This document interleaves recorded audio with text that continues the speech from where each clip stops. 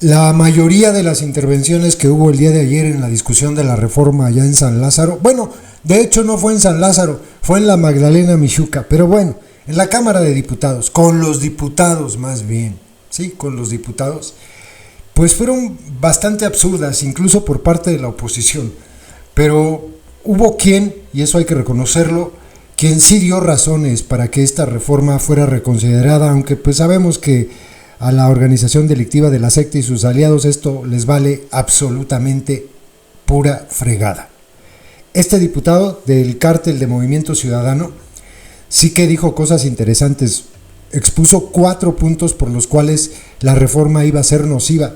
Si bien 3 de ellos son verdaderamente graves, el hecho de que se va a perjudicar a servidores públicos, el hecho de que esto no ayuda a un mayor acceso a la justicia para la gente, o sea, no hay nada en la reforma que diga va a ser más útil para que la gente pueda acceder a la justicia, o sea, en realidad vamos a quedar como estábamos o peor, y también el hecho de que esto constituye una ruptura del pacto federal, porque ahora resulta que los estados van a estar atados a lo que decida la federación para nombrar a sus propios integrantes de los poderes judiciales estatales. Pero el segundo punto que toca de estos 4 es el más grave de todos. Se está creando un mecanismo, dice el diputado, de alto riesgo para la elección de jueces, que va a ser por medio de camarillas y grupos de poder.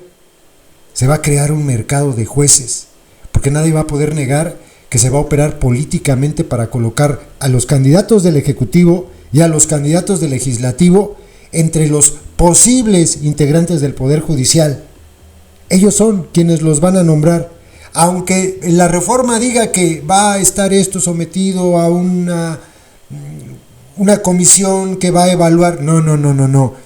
¿Qué tal si proponen a 6 para que lleguen a esta comisión y que de ahí se saquen los candidatos? Pero esos 6 ya van a venir palomeados. ¿Por quiénes? Pues por el Ejecutivo y por el Poder Legislativo. Entonces van a llegar ahí pura gente de la secta. Eso no lo puede negar. Sí, no, pero después la gente va a votar, sí, puro güey de la secta. Es así. ¿Y qué tal? Entonces, pues le van a deber el cargo a ellos.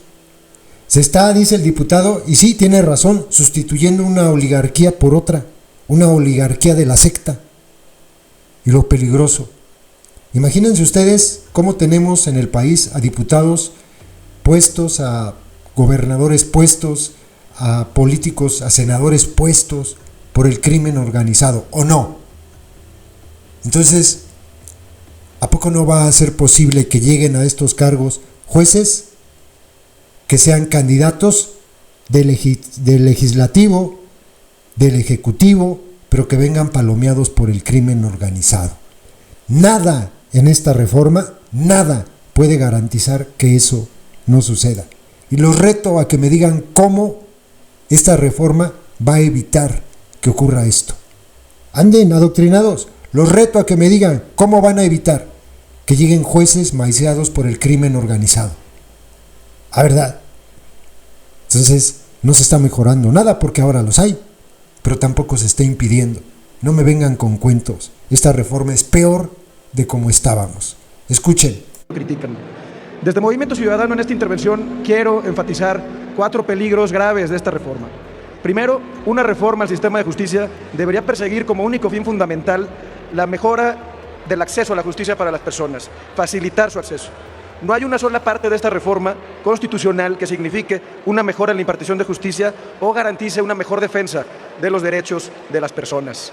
La justicia es para defender los derechos y esta reforma aniquila o se olvida de este principio. Segundo, se están creando mecanismos de alto riesgo para la estabilidad institucional y el funcionamiento del mismo Poder Judicial. Se va a generar consecuencias negativas con el procedimiento de elección de jueces y magistrados, porque el proceso que se plantea no es popular, es un proceso de camarillas y de grupos de poder. Decimos esto porque se va a generar un mercado de jueces y magistrados, es decir, la operación política para colocar candidatos en las listas del Poder Ejecutivo y del Poder Legislativo, abriendo la puerta a la captura política de los jueces y magistrados, pero también al secuestro de estos por parte de poderes fácticos. Si preocupa tanto que haya jueces corruptos en México, lo que va a propiciarse con esta reforma será un peor. Será la abundancia de jueces de consigna, de facciones políticas, de poderes fácticos y de intereses económicos. Y hay que señalarlo, ha sido el sello distintivo de las reformas de esta administración. Enarbolar la causa popular para sustituir una oligarquía por otra. Eso es lo que está haciendo con esta reforma. Y peor aún, el mecanismo propuesto de mercado de jueces también potenciará la penetración del crimen organizado en el Poder Judicial, cuya presencia en la vida nacional me parece que pues muchos todavía no acaban de dimensionar en la mayoría, y se está abriendo la puerta pues a un escenario muy peligroso y muy delicado con consecuencias terribles para nuestro país. Tercero, otra reforma más que arremete contra el servidor público mexicano. Y no hablo de los altos mandos, desde luego. Hablo de las y los servidores públicos del Poder Judicial que hacen el trabajo cotidiano y que estarán directamente afectados con esta reforma.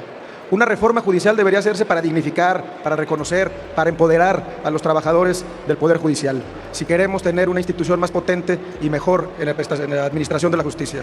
Cuarto, y algo crucial que no se ha dicho en este debate, esta reforma judicial significa también la ruptura del pacto federal.